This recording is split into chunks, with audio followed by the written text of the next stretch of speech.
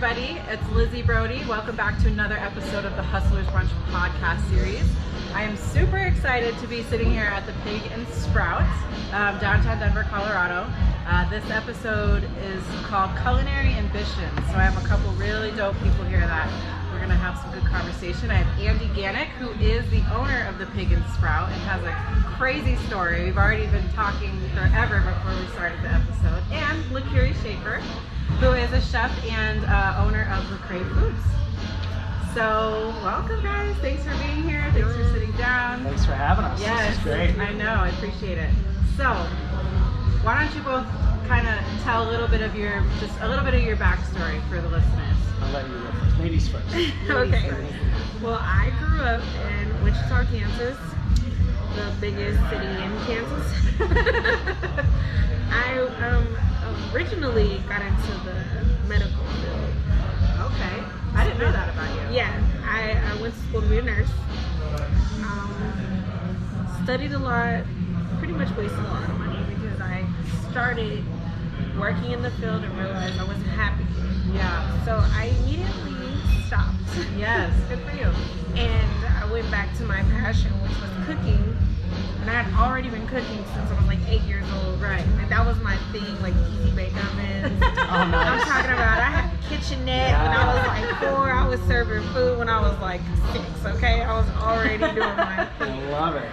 So I started cooking for like some of my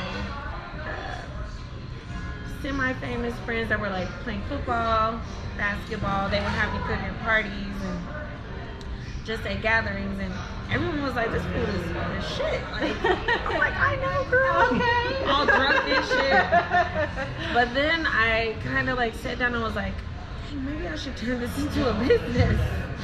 And that's kind of like how I started. I love that. You gotta turn your passion into a paycheck, you know? Yeah. I love that.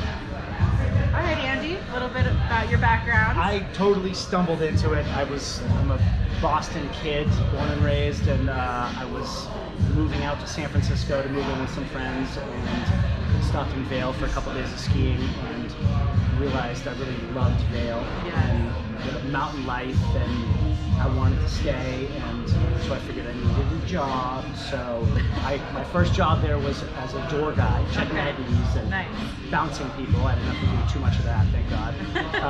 And then I got promoted to busboy, and then it was like bar back and bartender and bar manager. Fried green tomato app. Thank you.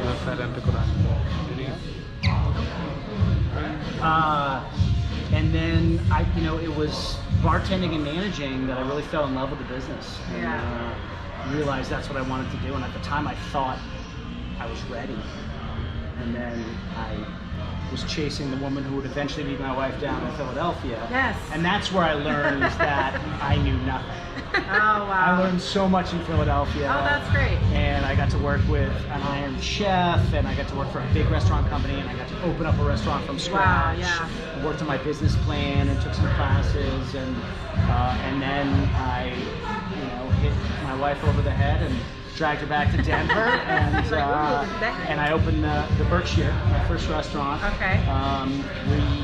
Maybe 6 months after we moved back here. Nice.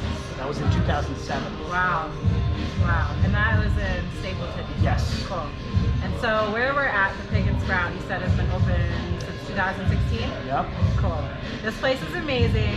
I just want to recommend everybody to swing on by for a beer, for some food.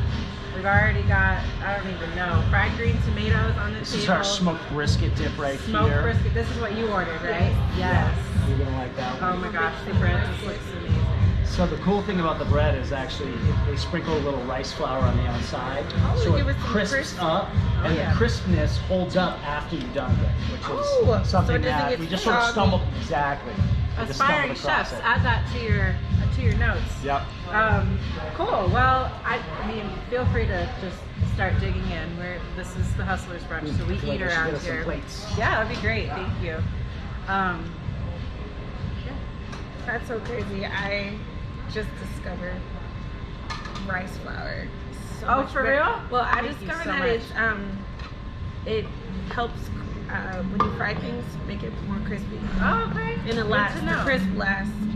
Like when you mix a little rice flour and regular flour and some cornstarch. Perfect. Yeah. Good to know. It's also Stumbled good for across like the that. gluten-free bunch too. Like, Oh, is it gluten-free? yeah. Well, nice. now this isn't because that's Well, like for sure, but rice But flour. I've had some great fried chicken where they use Yes. rice flour. Do you So, like belly tacos? Korean, That's like good Korean for fried chicken, they use That's rice okay. flour, and I noticed that their Appreciate you. chicken has a better crunch. Yeah. So now I start mixing that in with my fried chicken. Yeah. And I do like Love 7 it. fried chicken. This looks amazing. It's all about the crunch. Yes. All right, well, before we get into some questions and conversation, can you tell me what these tacos are? So these are our pork belly tacos, and we've got some, we sort of went with a little Asian flair there. We've got some kimchi underneath there, which gives it a little bit of a kick, and an Asian-inspired sauce on top, a little umami. Some cucumber and It looks amazing. get after it. It looks amazing. Yeah. Can you tell them what umami means? Oh God, umami is it the, you probably know better than me, but is it the 6th sort of So taste bud? it's or- that, yeah, it's that fulfilling feeling you get when you eat something. When you know, What like, is it it's called? Umami. Umami? Yeah. It's Okay. like, and a lot of chefs say you get that umami bomb, and people sometimes go and look for it in the store, and it's not there. No. It's a feeling. No. It's a Something feeling that when Yes, you get when you it's eat something amazing that's, food. it's not a single thing, it's the combination of Yeah. things that can deliver it. Okay, well, umami all the time for me. 'cause I eat. Just kidding. Sweet. Well, this looks amazing. I'm super excited to try. And then I'm gonna try fried green tomato. Of course. Yeah. That's something 'Cause that I used to eat when I was. I really haven't ever had fried Little. green tomatoes, so I just I started feel eating like those when I was probably like 6. It's Yeah. crazy. I Fried just green tomatoes, oh yeah. yes, my neighbor, my great aunt's neighbor, used to pick those in like Oklahoma and bring them back to Wichita, and I would sneak them at first. And he's like, "I'll just make you some," and then he started making them for me. I was like 6, 7 years old. these are amazing. Love it. Wow, that's awesome. I love that. All right, Yeah. guys. Well, let's get into some conversation while we're chowing Sure. here. So, Andy, Yes. what does being a hustler mean to you? So many things. I almost feel like it's like the Italian forget about it. And I'm not Italian. But, you know, there's like the hustler that sort of maybe cheat me out of something. Right. I feel like I've come across restaurant consultants in the past who I felt like they were really just hustling me, you know? Those There's- are scammers. Yep. There's the Yeah, hustler, you know, the athletic term, you know, Yeah. the Julian Edelman, sorry, from Boston, Patriots Yeah, fan. of course. There's, and then there's the hustler, the entrepreneur who will do whatever it takes to get it done. Nice. And that's certainly, you know, I think the reason I survived the first year of each restaurant, and I wouldn't wish it upon my worst enemy to open a restaurant and go through that first year. For Tough. me, it was really, really hard, and you had to do whatever it took to get through, and you had to hustle, you know? Yeah.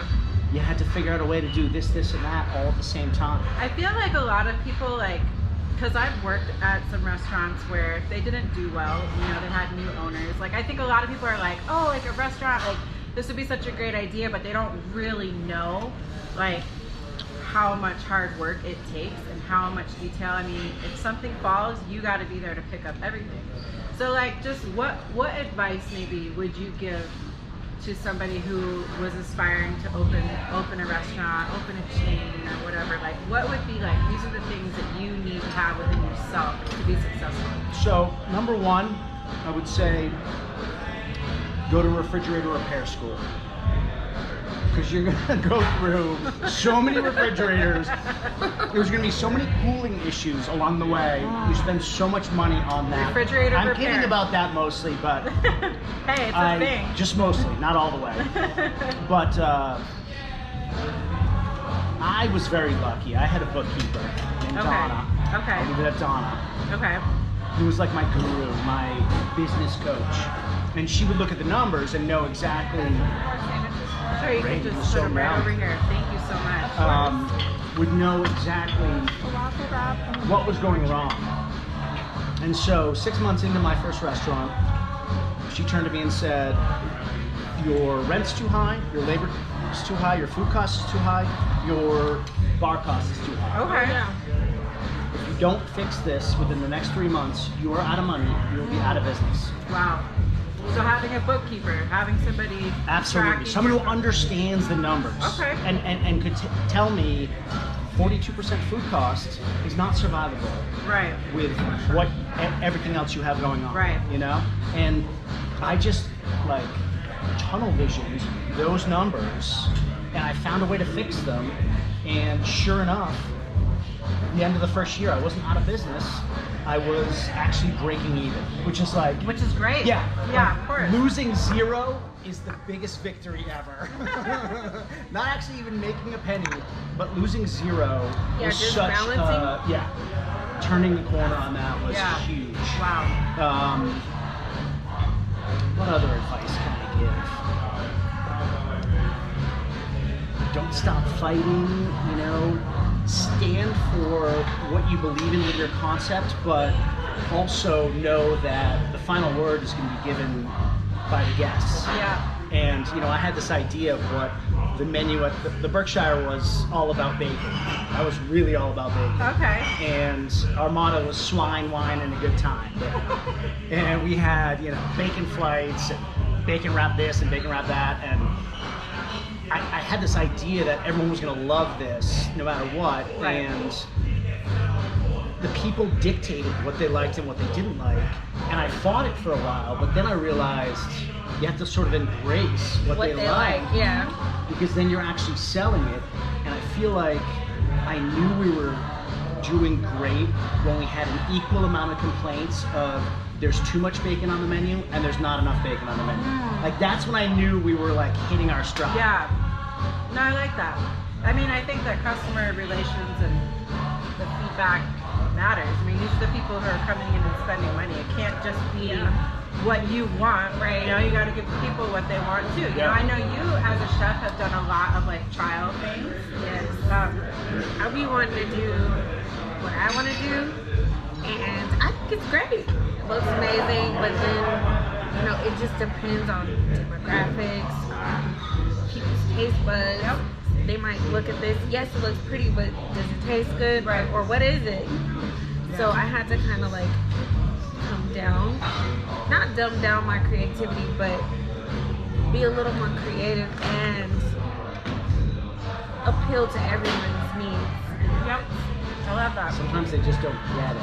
They just Like, don't they get don't it get yet. your vision, and and that's okay. But it's disappointing. It's hard to take. Right.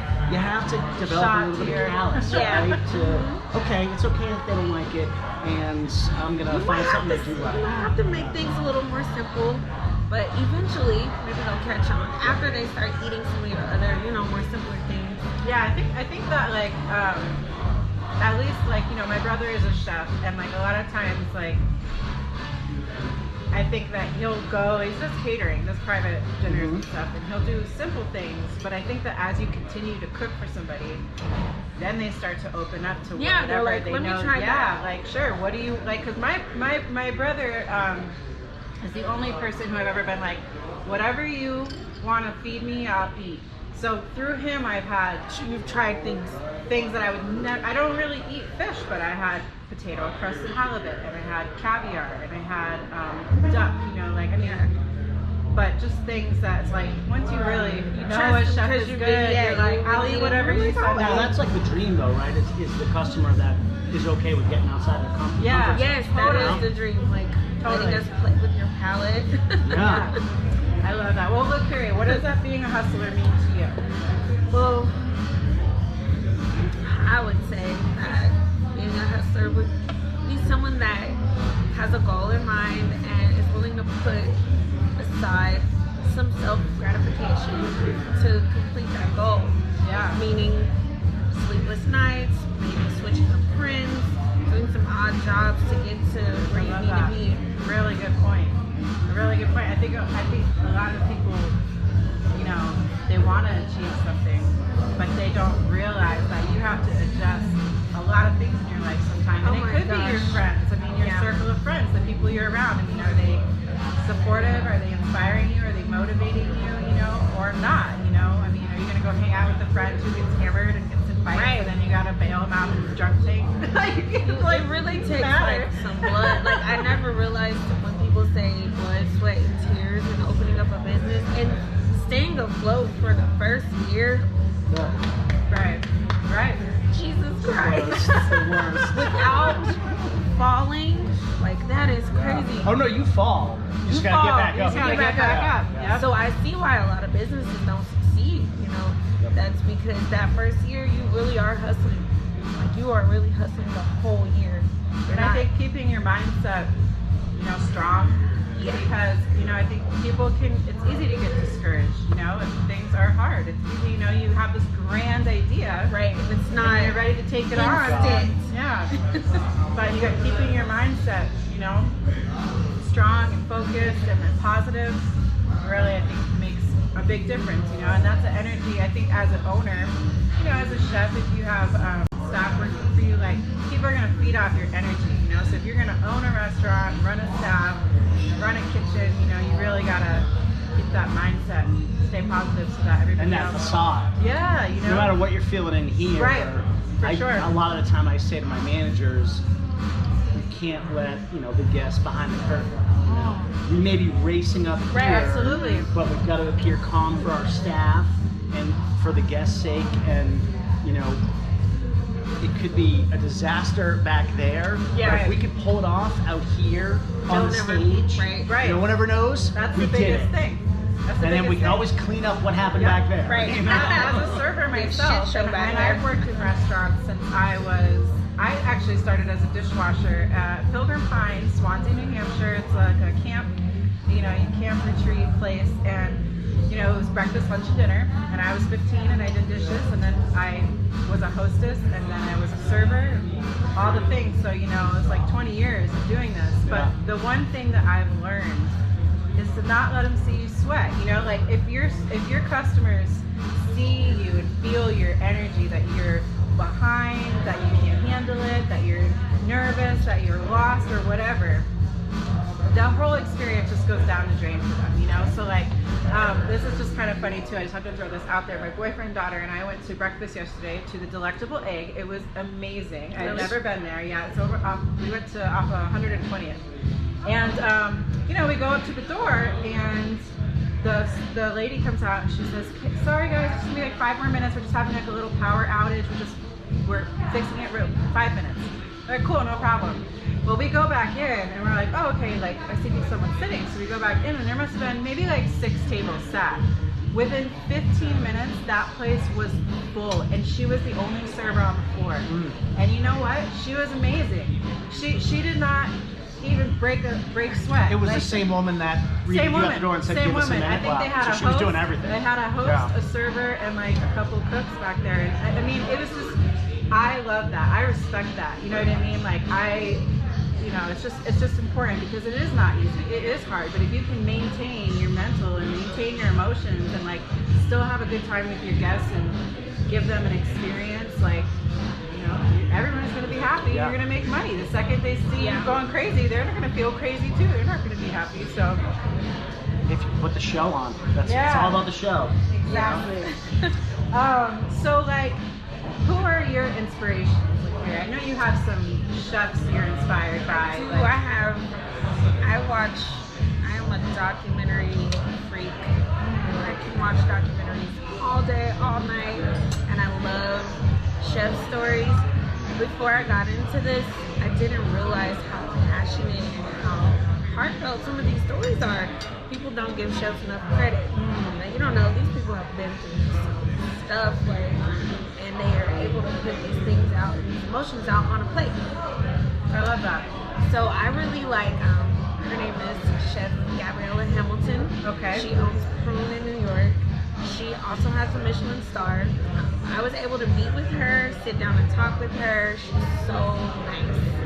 And just, she gave me a lot of inspiration about getting into the business, about the business side, and about the food side. I love that. Before I started this, she was like, you are nuts if you're gonna get into this industry, but if you're going to do it, do it. You know, believe in yourself and really go for it. Yep. So she, Oh, okay, no worries. so her story is like she started. She wasn't culinary trained either. She That's went awesome. to school for something totally different. So you're self-taught too? Self-taught. Yeah, I love that. So I follow a lot of chefs that aren't culinary trained, that didn't go to culinary school, and she's super successful. Also, Michonne from North Carolina, she also had a very professional career. She just quit, just out of the blue, just stopped and followed her dream for cooking. Yeah, And I love that. now she's one of like the rising stars on Wow, the scene. I love that. Well, I mean, there is a lot of passion behind cooking, you know? I mean, when you think back to like, I mean, growing up, you sit down as a family and you Yes, eat some together. of your Holidays, memories you are eat made together, you know? Like, so there's like, From food. you know, food is, you know, a way Community, of family, community. friendship, Yeah, all of that. absolutely. It's Yeah, all it's those like things. So- it's like the beginning, the middle, and the end. You literally food, happy, sad, Yeah. celebrate. It's like Yeah. you do Yeah. it all around food. Or- Like your memories are made pizza, really ice around. cream, sad. Yeah, they're really made around food. Weddings, drinking, With an olive. weddings, funerals. Like everything is like centered yeah. around food. It's crazy. Memories of like I being love at what you said grandma's about house. put your emotions on plate. Yes. That's cool. I literally watched a chef's table on Netflix. I'd be crying. I'd be watching some of these stories and I'm like, what in the hell? Yeah. Like so emotional. Like It's true though, it's a creative outlet. it all you know? comes back to food. It's crazy. Yeah, no, I would agree with that. That's really great. Let's see. Anyone you're specifically inspired by? I mean, anyone who opens a restaurant and keeps it open, really. Nice. To be honest with you. Okay. I mean, you know, I had the great fortune to work with Jose Garces in Philadelphia. Okay. And this was sort of at the end of my run there. I managed a few places, opened a place, and like learned a lot about all of that. And I knew I was coming back to Colorado, and I wanted to just sort of cool my jets and have some fun. And my wife was bartending at his original flagship restaurant, Amada. Okay. And so I got a bartending job there, and I thought it was just going to be, oh, I'm bartending again. I can just relax and you know, talk to people and make drinks and have a good time. But I ended up learning so much from him. He was a brilliant chef, and he was a great guy to work for, and he had an incredible mind for business. Yeah. And I ended up learning tons about charcuterie and dry cured meats and hand crank slicers and wine. I learned most of my original wine knowledge. It's funny.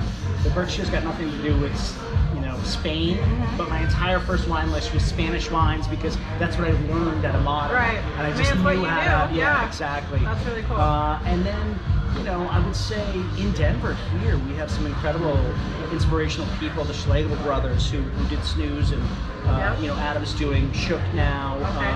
Okay. Dave Query of Big Red F. You know. Josh Wolkin of Vested Dipping Grill and Ace and Steuben's. All of them who I've, you know, been so honored to like meet, and you know, they're so cool. I always feel like they're so above me, and they talk to me like I'm on the same level. You are on the same level. It's just, but I don't know. it's Sometimes I have to great. like pinch myself It's because great to be they're just so inspired. wonderful and supportive. It's and, great to be inspired by your peers. I mean, I think that that's a huge thing. Like, I don't feel like we should ever stop being inspired by our peers. You know what I mean? Like, Beth and Jen Jasinski, I've got a shout out to them for what they've done with Euclid Hall, which I'm so sad is not there anymore. Oh, I love that was Euclid. like right up my alley. I love the fries. Yes. Oh my god, it was like cool For me, and the hot. pig ears was. Oh yeah. Love those duck fries. But yeah, no, they do wonderful things at all their places, and so I'm just so thrilled to be a part of this city and feeling like I sort of came up with it a little. yeah.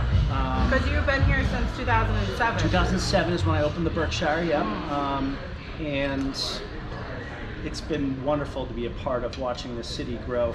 Everyone always says a cow town. It didn't feel like a cow town when I first moved here. But I moved here in 09. Certainly, so I've seen a lot of the growth as well. Yeah, exactly. Yeah, it's been great. Great. So wonderful to be a part of, and like it just feels like the opportunity's been there all along, and even at this, it feels like almost late stage because we're blowing up so much. It feels like the opportunity is still all over this place. Absolutely. I mean, exciting. the city just continues to grow and grow, and although we may bitch about the traffic and things like that, you can't deny that I think the economy is doing well here, or is going to do well. I mean, it's hard to say after COVID, but I mean, you see all the buildings going up. Yeah. You know what I mean? Yep. Like everything, you know. And you know what? The traffic. I'm part of the traffic problem. If you think Because I moved here. Fly back to Jersey or Boston and get in some traffic, some real traffic. True. Or Los Angeles. We always like to say, hey, we're not on the 405, we're not on the 110. Yeah. All right, so let me get into some other things here. How important would you guys say branding and marketing is to your business? I think it's all important. Marketing is certainly important, but it's super complicated. And I think so too. Yeah. I think marketing with food, for me, because I am a small business and I am now the face, and I didn't want to be the face, but because I'm requested to live and fly out and cook, now I'm the face of my food. Right. I was trying to make it like something different, but it's like it just kind of falls into place. I feel like it's hard to market. It really is. Like, food changes, times change, things aren't in season, people don't understand those types of things, and it's hard to market food. But you and I were talking about this earlier. You know, I don't know, in some ways I dream about my people carrying forward my vision, Yes. you know, and being able to sort of slink back into the shadows a little bit. Yeah, but not do that. But no, and especially in the beginning, and really, you know, I'm not sure when you're able to do that because I haven't found that point yet. But you know, you're right. You are the face of it, and you need to make sure your vision is what's out front. Yeah. But then, like, all the avenues of marketing, like what makes sense? Does a coupon make sense? Does a commercial make sense? There is where are you going to get some return? You know? Do you go to your return on Grubhub? Do you investment, do the Uber Eats options? Right. That's where I started my business as a late night food delivery service before COVID, and we were like, we're gonna just market to late night. We're gonna market to people that are like late after the club, after the bars, people that work late at night. We did really good, but we didn't do as good as I thought we would do on the delivery platforms, which is confusing because it's like, we're open, so what's going on here? Like, what are we not? A lot of other places are at that time. So what are we doing wrong? Like, what am I doing wrong? I could never figure it out. Honestly, I still can't figure it out. Like, what do they want to eat late at night? But my phone was still ringing. Yeah. So it was like me. They wanted to see me. Yep. You know, they reached out. They wanted you to cook it and deliver it. Yes. Well, I will say, because we've had this conversation at previous Hustlers Brunches and episodes, a lot of people, you know, you kind of are your brand. You know, you are your brand, and I think that it's important to like maybe just know that and accept it, kind of step into it. This is what it is. But I also think that for marketing, especially for the restaurant industry, because food industry, because it's changing, because things are seasonal, you know, and I think that it's important to be open-minded and know that there are variables and be able to adjust your marketing to find out. I mean, I think it's important to try certain things. If that doesn't work, try something else. You know what I mean? Like, you can't just say, oh, we're going to throw it against the wall and see what sticks. Right. No, exactly. Throw it against the wall and see what sticks, because there's so many variables. Your new location, you know, Yeah. like what, you know. It's also really like, room to understand. It's word of mouth now. Absolutely. Like, if someone says you're hot, it's good. Oh, she's hot, it's good. Like, let me reach out to her. Right. Like, you can push your product on people, but if no one has tried it and they can't say like, oh, I booked a Lakiery experience with her, you're not gonna get booked. Yeah. You gotta, and that's why I started doing free parties.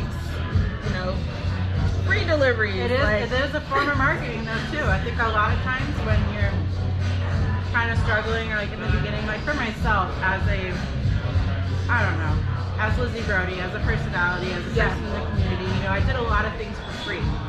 I flew myself to New York to work with Big Monster on one of their art shows because I was like, I can do this. Right. I can work. I'm a good worker. I want to work with you. I'm coming to New York. And then I've been working with them since, But I think that those things open opportunities. They do, Open yourself to doing something for free or offering your service or samples. I learned. Yeah, that's a really good opening idea. my door to let people come in and try, or giving away like, oh, a little sample of this, little sample of that. People don't even know they like seafood. Like doing like a taster. Tasting stuff like that. Something like that. Yeah, no. And in all those things you guys are talking about, you're also meeting people, which is marketing. Exactly. It's like the bare bones of Building marketing. relationships. You're meeting people, building relationships, making friends, and those people are going to, be champions for your brand or your food or your concept or whatever it is. And that's, it's awesome. It can be for exhausting. sure, but it's also can be really fun and energizing. Well, they say your network is your network, and I mean, it's true. It's really true. I think that's why you have to be like you yourself and your brand, you're two separate entities, but they come together. So you can't be like a mean person or a bitch in your personal life and expect people to want to do business. I agree. You have to be personable all the time. All the time, yeah. Like, people are gonna judge you based on what you post. Yep. The people that you hang around, where you hang around, who you're dating, like what you're doing in your personal life will affect your business. I mean, and if you want to start a business and you want to start a brand, you want to brand yourself, you want to market yourself, those are things you have to know. I tell people this all the time. I have a good friend who started a business a while ago, but she was mean when we'd be out. Yeah. She was mean. People would try and talk to her. She'd be like, what? I'm like, girl, I'm like, you're a business owner now. Like, you need to be able to, because I've gotten really good at that. I'm not mean to anybody. I'm like, hey, what's up? And people are like, oh, I have this sticker. Or they're like, I met you, but that's how you brand and market yourself, is being able to be relatable and personable with people. So I think no matter what the industry you're in, that's definitely no matter what industry you're in, for sure. All right, I got a good one. This comes from Francisco. So Francisco he is a chef. I think he is opening his own spot soon, maybe in a few weeks. But he's going to be cooking for us on our last episode of the series. So I'm really excited. Shout out to Francisco. But he asks, what struggles or failures have you had in life that has taught you a life lesson that you live by today?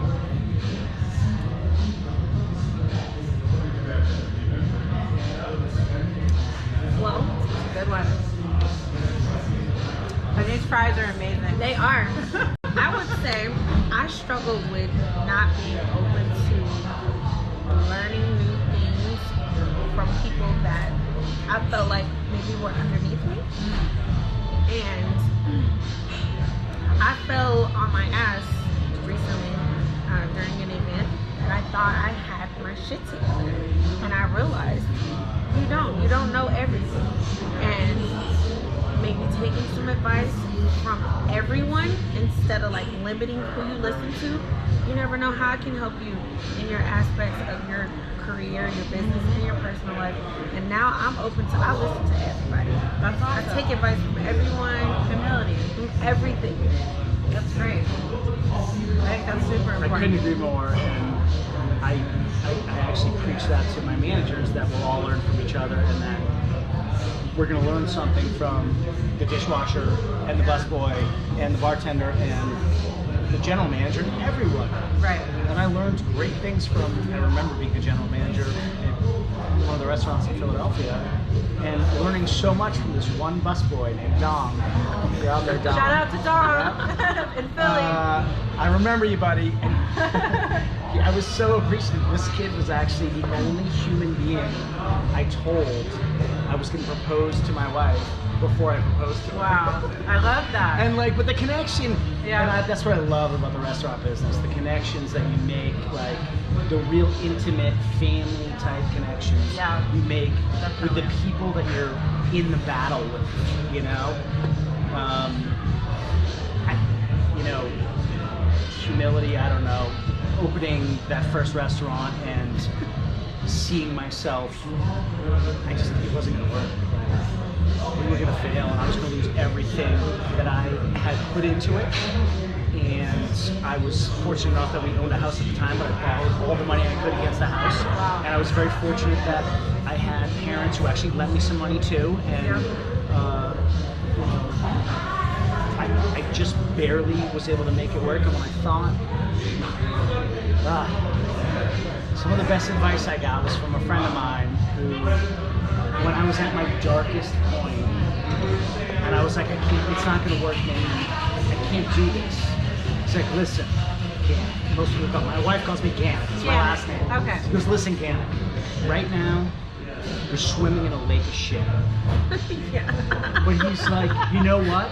A month from now, you're gonna be a stronger swimmer, and you're not gonna mind the smell as much. Wow. And it's like, you're always gonna be in the shit, Yeah. but you It'll will get get easier. stronger, it'll Yeah. get easier, you adapt, and Yeah, you will learn figure more. it out. And really, that was, like, I don't know, maybe it's my memory playing with me, but it felt like that was really sort of a turning point, or maybe just slightly after that, we started to turn the corner and we maybe broke even, a few You months feel after like that. failing helped you figure out where you needed to move forward. Yeah. You have to fall. You have Oh, to. yeah. You have to fail. I fell on my ass so hard. I thought I was gonna have an anxiety attack. I thought I was done forever. And actually, I learned from that. And after I failed, now I'm like been getting books. I'm flying to LA Friday. I'm just like super busy, but now that one failed party has taught me everything I need to know to not fail. Right. You gotta use the failures as Whatever doesn't kill you. Yeah. Yeah, You it gotta- just you makes gotta- you stronger. You know, you can let it lay you down. You can lay down and die, or you can get up and learn from it and get motivated from it and do better next time. That's really everything in life. I mean, okay, he had another question. Okay, so if you weren't in the culinary restaurant business, where would you be today? So what? Okay, that's what I was gonna ask you. Because I am from the chef side. You're more from the business side. Did you go to school for business? No, I went to school for political science. Oh, hell. And you know what? I didn't even know. I'm sorry, I didn't go to school for that. My senior year in college, I was contacted by my advisor, who I'd never met before. And they pulled me into the office and they said, hey, Andy, you haven't declared a major yet. What's your major? And I said, what am I closest to? Oh, right. And she said, political science and women's studies. So you're like, And the reason it was women's studies is because I had a wicked crush on this girl Oh my who was a God. women's studies major. And I was like, okay, but what am I really closest to?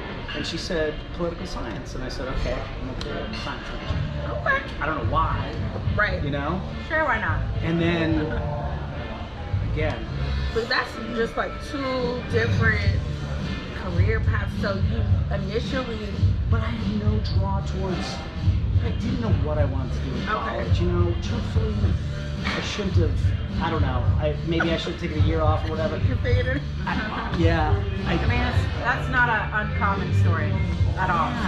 So. It's a flaw in the system, I think, for people like me. Certainly there are people who know, Right.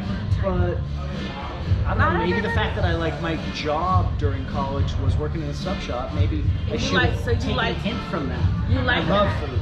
Okay. I've always loved food on an amateur level, you know? Yeah. Yeah. get what you're saying. Barbecue, delis. I mean, everything. You know, I grew up in Boston, so like seafood, lobster. I cannot wait to go to the North End. Oh yeah. Get some cannolis. Italian, yeah. So what would you have done? Oh.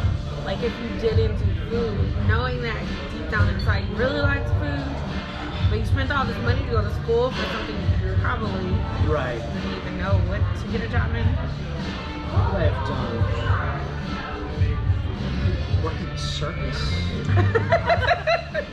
Train elephants. To This go is on a the damn road. circus. I don't know. You're Barn- right. Barn It is. Right. I don't. You I did can't- end up in the circus, Yeah, right? Andy. I can't imagine. It was nothing in the direction of anything I did in college, for sure. You know what? Actually, okay. I probably would have been a teacher.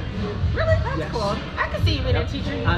You know, You'd be a cool teacher. my Yeah. summer job all through high school and college was teaching kids how to swim at day camps. Oh, cool. And when I was moving to San Francisco, and I stopped in Vail, but I was going to San Francisco, I said, well, I'll be there for a few months and I'll come back to Boston and I'll get into teaching.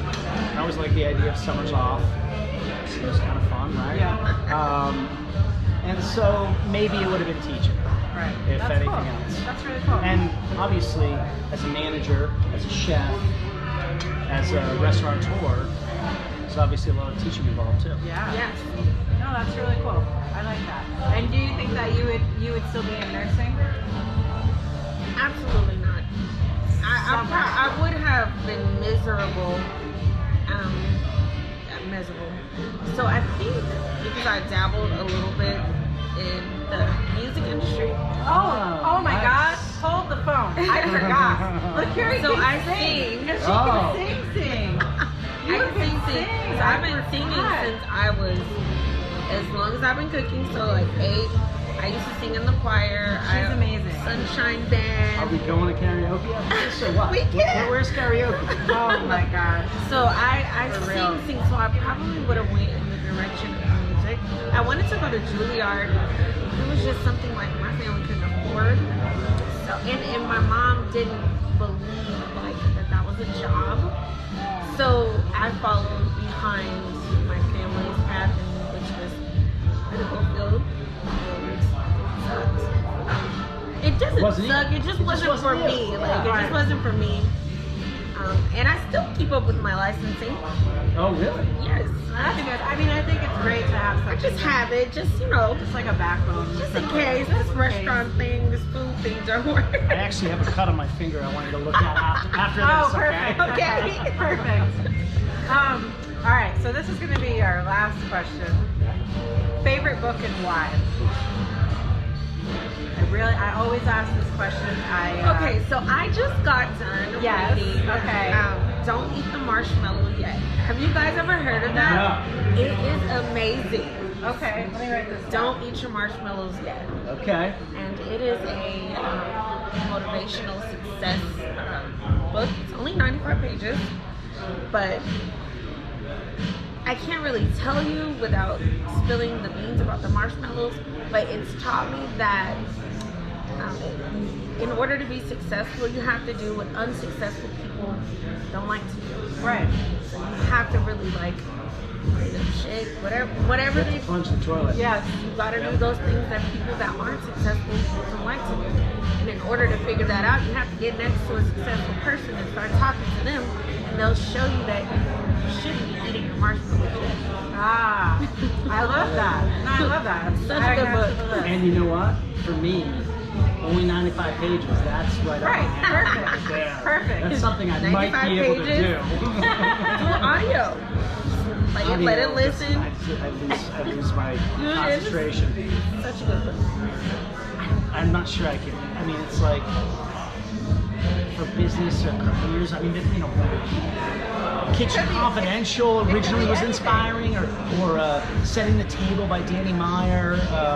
You know, From Good to Great was something that I feel like was inspiring and helped me with business. And That's you know, great. I love the concept of you may have all the right people on the bus, but you don't have those people in the right seats on the bus. Right. Oh, yeah. And I always sort of equate that to my staff and try to figure out, well, this person's not working out in this Where do you position, but move? they seem like a great What are person. you good at? What are your Exactly, strengths? exactly. Yeah. Where might they be good? Yep. But if you want to talk about favorite books, I go more towards the ones I read when I was younger.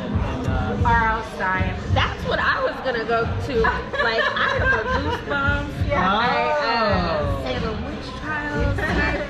The Count of Monte Cristo Oh, Okay. that's a good one. and Huckleberry Finn. I love it. Yep. The Okay. adventure. Floating down the raft, man. Floating down the river on the raft. Oh, So I'd give anything for that. I have started the Hustlers Brunch Book Club. So I ask everybody their favorite book, yeah. you know, whenever we talk about books at any of the brunches or on any of the episodes, and then I, you know, put it all on a page on Instagram so people can go and like find their next inspirational book or good book. You know, like I think reading is really important. It's definitely something that I didn't like to do, you know, when I was younger, but once I got into my 30s and became an entrepreneur and started chasing dreams and, you know, trying to figure out like how to be a successful person and like, you know, like I realized that filling, you know, the content of my life with positive things, reading, you know, just strengthening my mind, you know, it's like so important, you know, so I'm gonna need you to check out the Hustlers Brunch Book Club, Yes, Mr. Ganick, absolutely. and get a book. I will. Don't eat your marshmallows. I think You that's, don't I think think that that's the you first one can up. replace books with documentaries? I watch a lot of documentaries. Because some people are visual learners. No, that's true. Documentaries too. Without a doubt. You get like scrambled. I'm also what I like to call a mistake learner. Like, I learn best when I make a 12 mistake. minutes on this. Okay. And I'll never make that mistake again. Yeah, the best way to You know, I learn. do it wrong once. I know how to do it right every other time. Perfect. All right, guys. Well, this is gonna wrap it up. Do you guys have any last things you'd like to say to any of our listeners? Get out there and do it. You Do know, it. whatever it is you want to do, whether it's this industry or another industry, or, you know, do what you want to do. Make it happen, no matter what. Yes. And I'm a new business and growing, so I would say just stay focused and keep working on your craft and believe in yourself. Absolutely. I love that. Well, guys, this has been the Hustlers Brunch. Thank you for tuning in. Thank you, Andy and Lakiery. Make Thank sure you guys you. check out the Pig and Sprout. All right. We good? Good. Woo! That was awesome. That was so much fun, Thank you guys. so Really? much. I'm like so happy. Oh,